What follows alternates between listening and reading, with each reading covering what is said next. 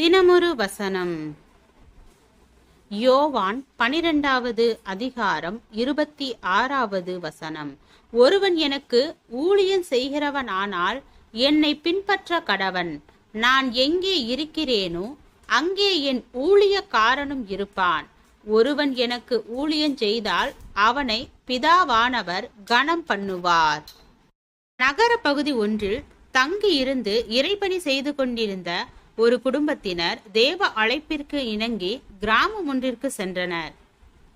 எந்த அடிப்படை சௌகரியங்களையும் கொண்டிராத அந்த கிராமத்தில் அவர்கள் பல சிரமங்களோடு தேவ ஊழியம் செய்ய வேண்டியிருந்தது. நகரத்தில் அவர்கள் அனுபவித்த பல சௌகரியங்கள் அந்த கிராமத்தில் அவர்களுக்கு இல்லை. பலர் அவர்களை மிகவும் தியாகத்தோடு பட்டணத்தை விட்டு குக்கிராமத்தில் ஊழியம் செய்வதாக பாராட்டினார்கள். ஆனால் அவர்களோ தாங்கள் செய்வதை பெரிய தியாகமாக எண்ணவில்லை.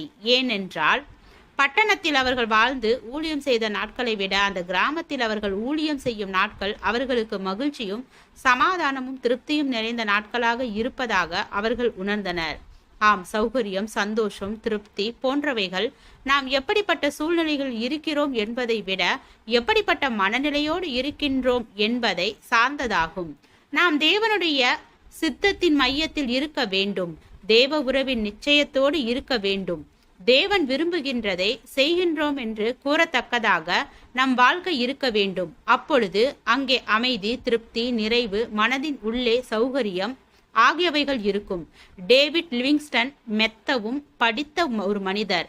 அவர் நகரத்தில் தங்கி சகல சௌகரியங்களோடும் வாழ்ந்திருக்க முடியும். ஆயினும் அவரோ மனிதர்களை தின்னும் மனிதர்கள் வாழும் ஆப்பிரிக்க காடுகளுக்குள் ஊடுருவி சென்றார். சோதனைகள் பல வந்த போதும் திரும்பி போகவில்லை. அங்கே பாடுகள் பல இருந்த போதிலும் அவர் திருப்தியும் நிறைவும் சந்தோஷமும் உடைய ஒருவராக இருந்தார்.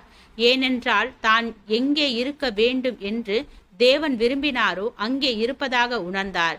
எதை செய்திட தேவன் விரும்பினாரோ அதைத்தான் செய்வதாக அவர் நம்பினார். எனவே சௌகரியங்கள் ஏதுமற்ற அந்த காட்டு பகுதிகளிலும் அவர் மன ரம்யத்தோடு ஊழியம் செய்தார். ஜெபம். தேவனுக்கு ஸ்தோத்திரம். தேவனே, நாங்கள் எங்களுடைய வாழ்க்கையில் தேவ ஐக்கியத்தில் நிலைத்து இருப்பவராகவும் தேவ சித்தத்தின்படி வாழவும் கிருபை பாராட்டும். ஆமீன்.